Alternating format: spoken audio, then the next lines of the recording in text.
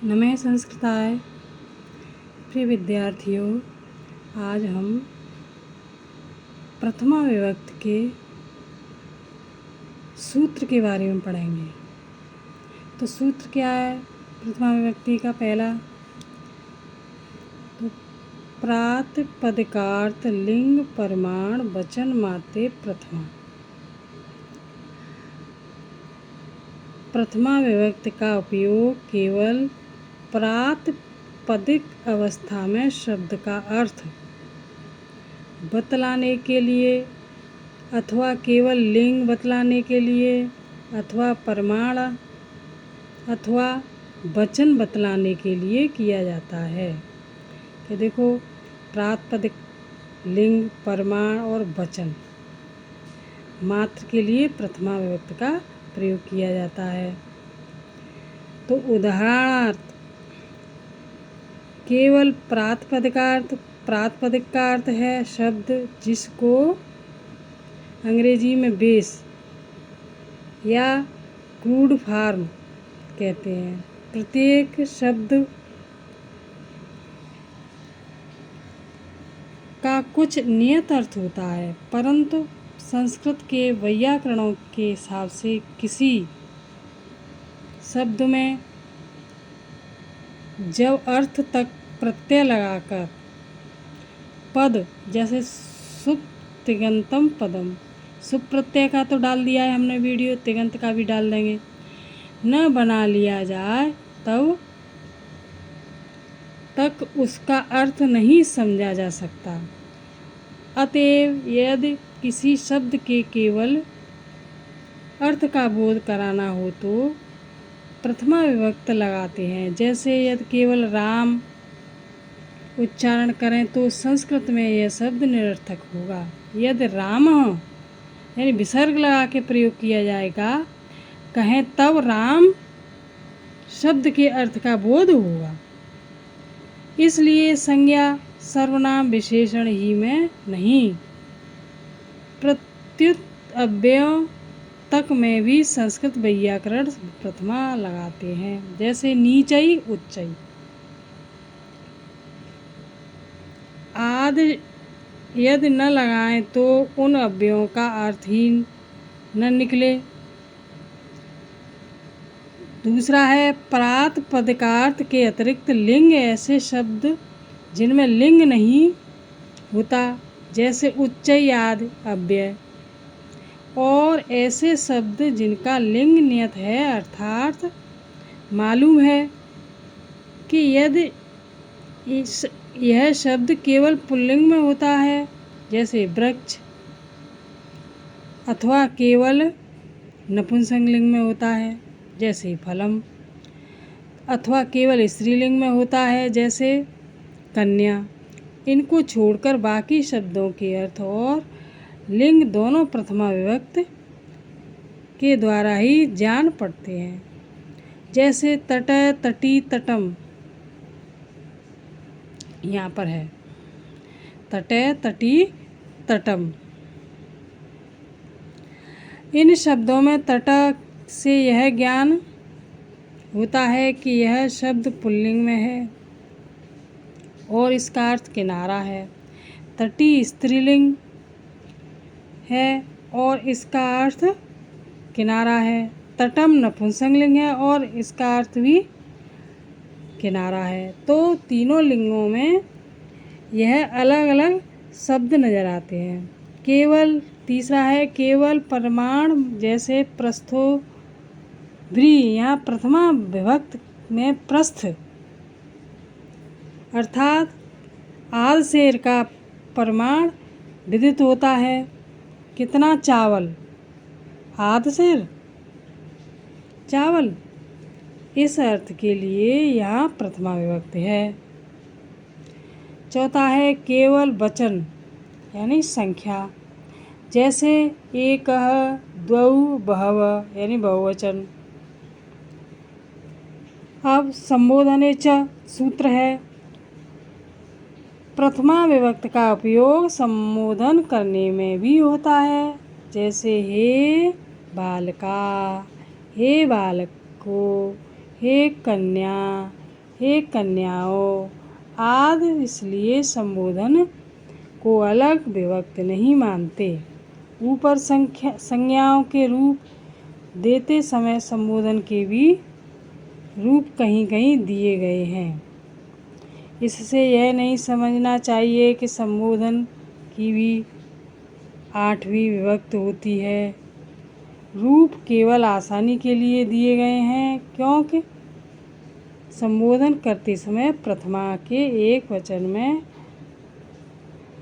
कुछ अंतर पड़ जाता है।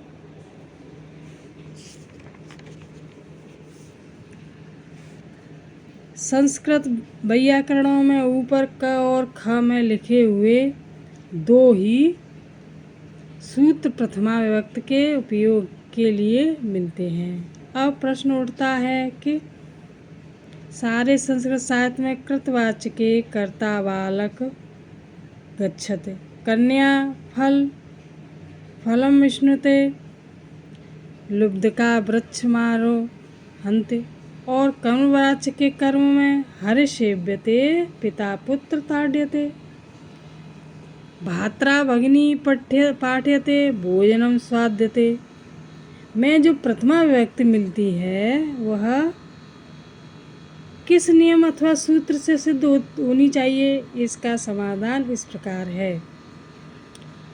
किस नियम अथवा सूत्र से सिद्ध होना चाहिए?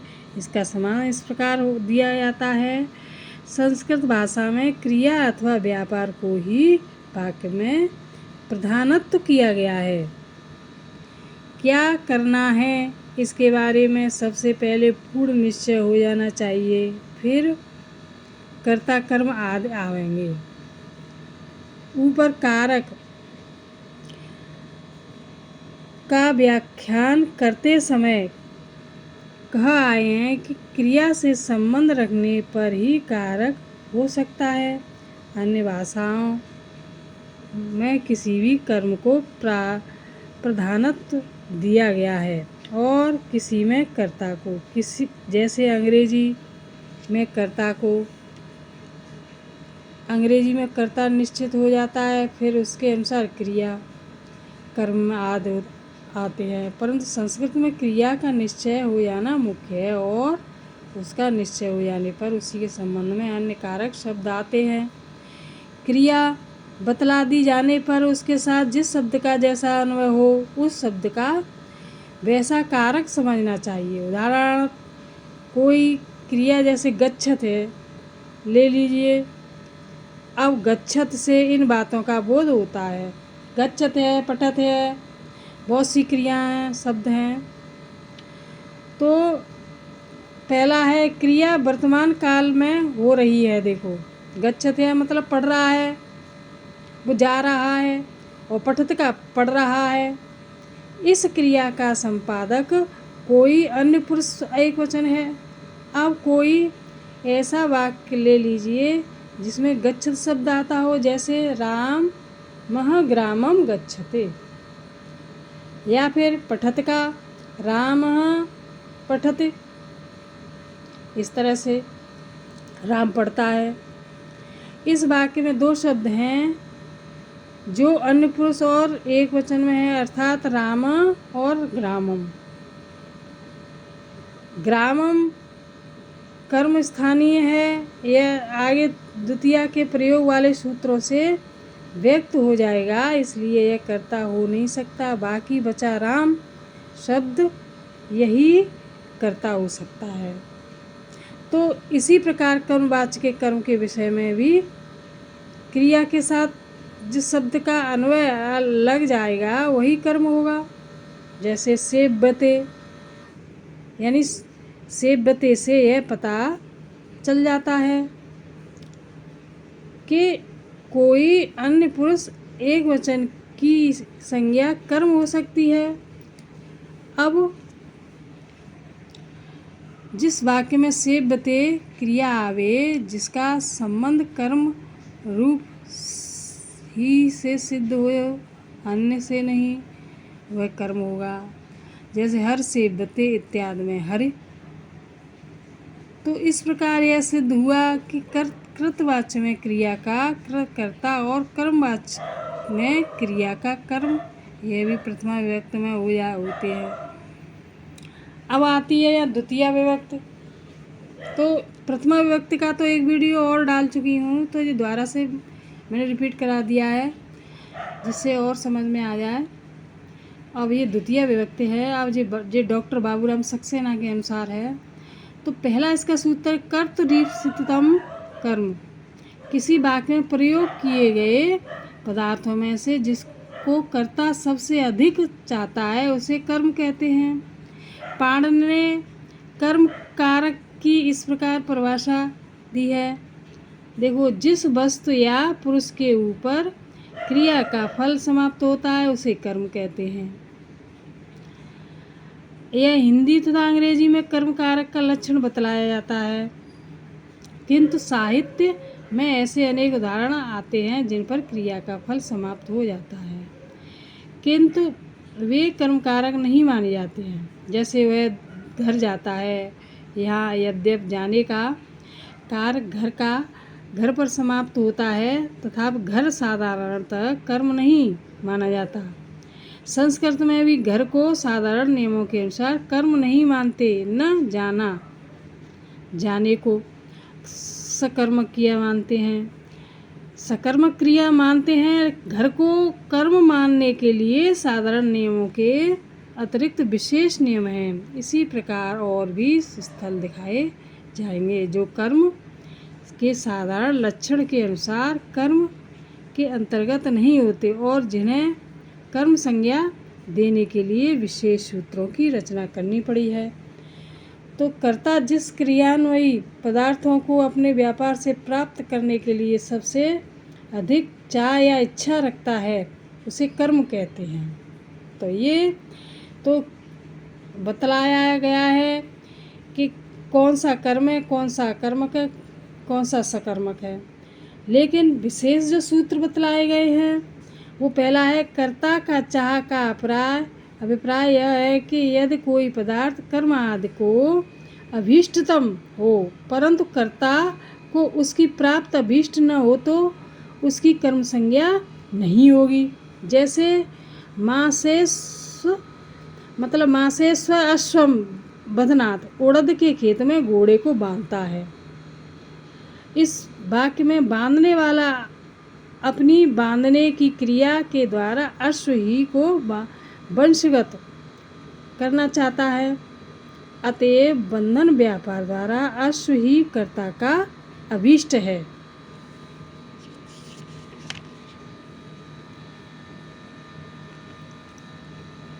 तो उड़द नहीं, उड़द की चाह अश्व को हो सकती है क्योंकि अश्व उड़द खाता है और खाएगा, और उसके प्रलोभन से अश्व का बांधना सुगमतर भी हो सकता है क्योंकि उसको तो चाह होगी, उड़द खाना है, मुझे खाना चाहिए, परंतु कर्ता को यहाँ उसकी चाह नहीं होगी।